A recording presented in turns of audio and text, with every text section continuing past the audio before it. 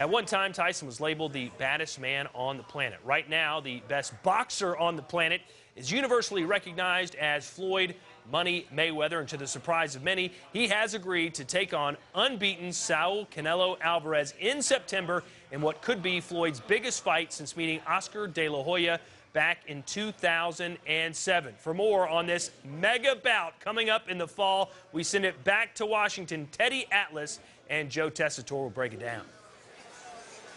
Thank you, Todd. You know, as great of a fighter Floyd's been through the years, equally great as a manager in terms of picking opponents. Surprised by picking Canelo at this spot?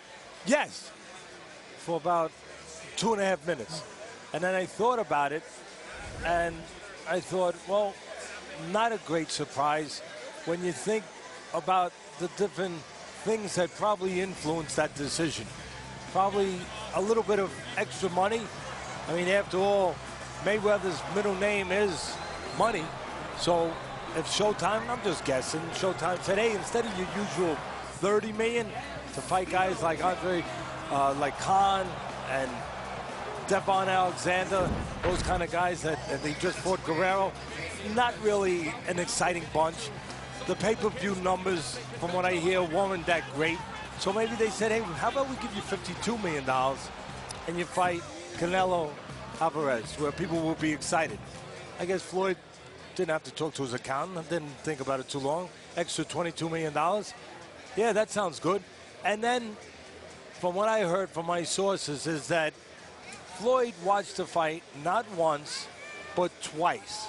And after watching the fight against Austin Trout? Yeah, Austin Trout and Canelo, watching it 2 times in a row, he said, give me this guy, I can beat him. All right, listen. I mean, you know, I'm just, obviously he's faster. Floyd does not take fights that he knows he doesn't have distinct advantages in. And where it makes money sense. I mean, you started this conversation with the word manager. Manager means he's a tremendous manager. Tremendous manager. Taking care of all those things, the money, the, you know, when and where, who, what makes sense. So I think that after the money probably came up, no doubt about that, and I'm sure it did, maybe by 20 million, who knows.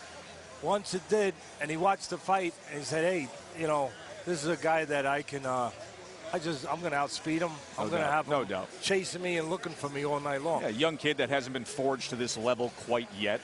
But he's a young kid that turned pro when he was 16 years old. So young, yeah, only 22 years old, but turned pro in Mexico, 16. A lot of experience, bigger, stronger guy, good body puncher, great Latino following, great fans going to be behind him. It's going to be a big money fight. No doubt. And as far as Floyd's concerned, in his mind, there's going to be only one winner. One quicker guy, one slicker guy. Todd? All right, let's go next level. Thank you, gentlemen. CompuBox's plus-minus metric measures the difference between a fighter's connect percentage to that of his opponents. No surprise, Floyd Mayweather at the top of the list at plus 24. But look who's number 2. Mayweather's opponent, junior middleweight champion Saul Alvarez at plus 18.